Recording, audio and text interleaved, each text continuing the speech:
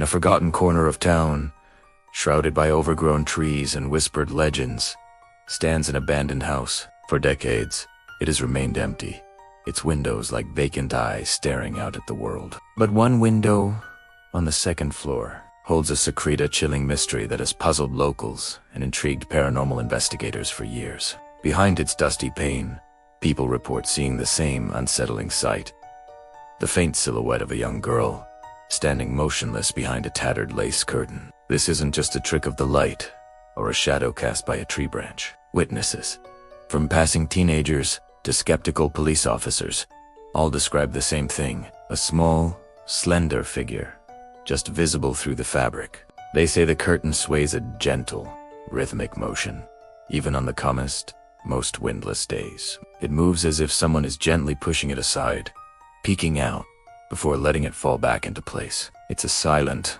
constant performance for an audience that dares to look.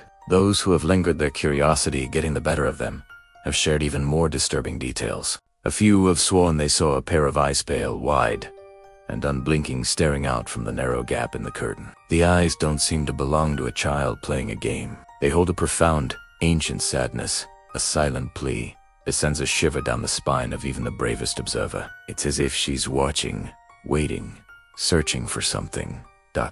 or someone. The truly strange part is what happens when people try to get closer. As they step off the pavement and onto the cracked, weed-choked path leading to the front door, the curtain changes. It suddenly tightens, pulled taut, as if gripped by small, unseen hands. The gentle swaying stops, and the fabric stretches, revealing the silhouette more clearly for just a moment, before it vanishes completely. It's a clear message: you've been seen, and you are not welcome. This defensive gesture has deterred countless people from ever setting foot on the porch. The local folklore surrounding the house is as murky as the windows themselves. Old-timers believe the girl isn't a malevolent spirit, but a lonely one. They say she only appears when she feels a deep need to be noticed, when the loneliness becomes too much to bear. She doesn't want to scare people away, but simply wants someone to acknowledge her existence, to see her in her solitary vigil. But what is she waiting for? Why?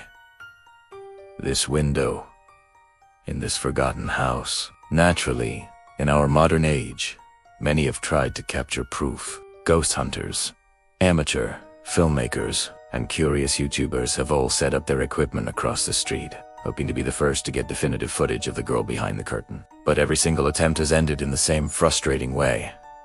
The moment the camera is pointed at the window, it dies. Fully charged batteries drain in an instant. Brand new devices shut off without warning, refusing to power back on until they are miles away from the property. It's as if an unseen force is protecting our privacy, ensuring our secret remains our own. Eventually, the persistent reports led to an official investigation. Police and paranormal researchers were granted access to the decaying structure, hoping to find a rational explanation. Inside, the house was a time capsule of neglect. Dust lay thick on every surface.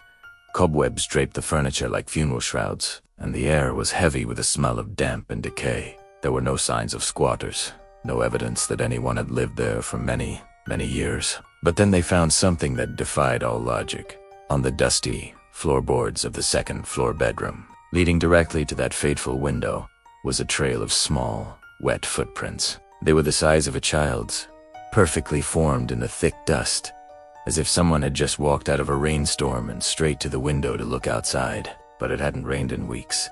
The rest of the house was bone dry.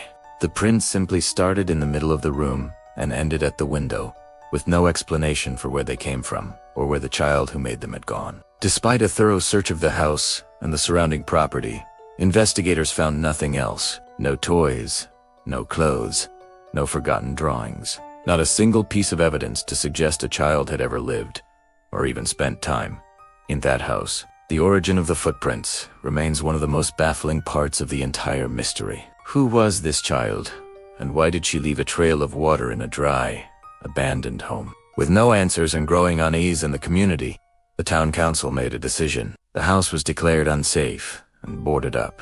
Thick planks of wood were nailed over every door and window, sealing the secrets of the house from the outside world. The window with the curtain was covered.